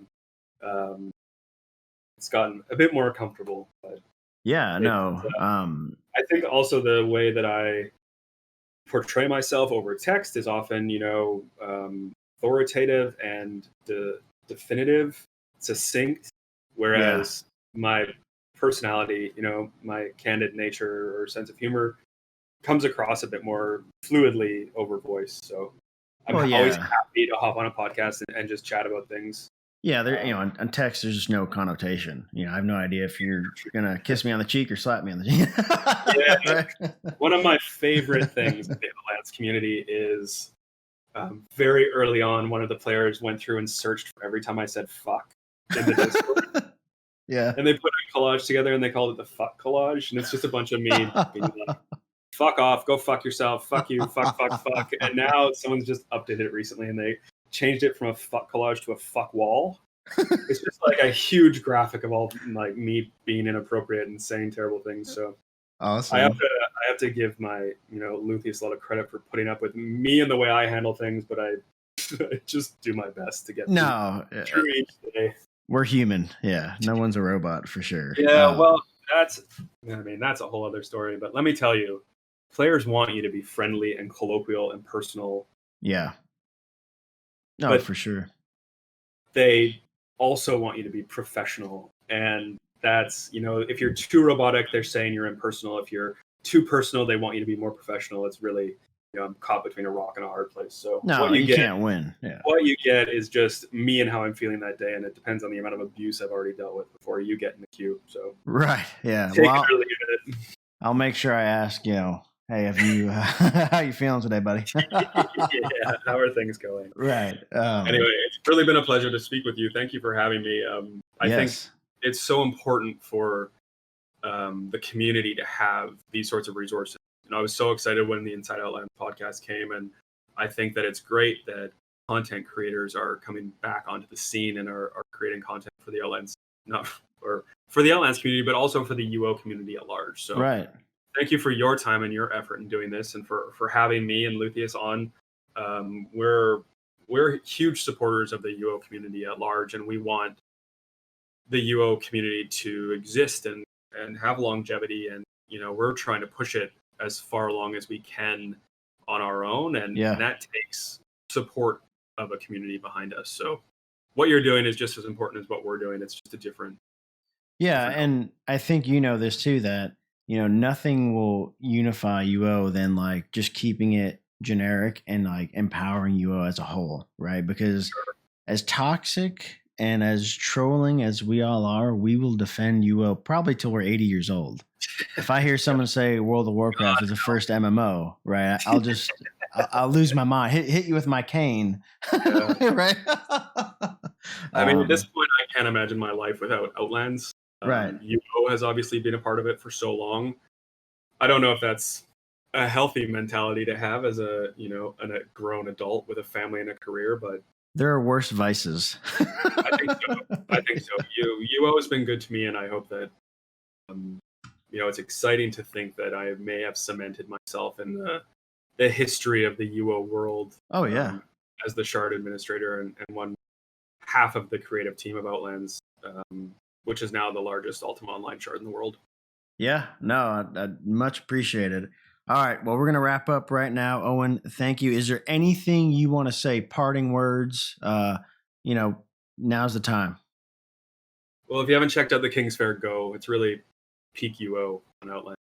We had a ton of fun creating it and a ton of fun watching people have fun playing it. So takes no skill.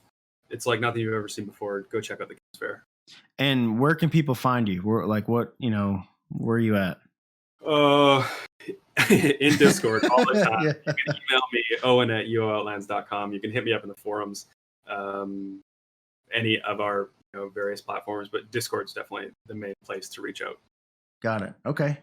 All right. Well, again, much appreciated, and I'm sure we will be talking again soon. Sweet. Thanks for having me. All righty.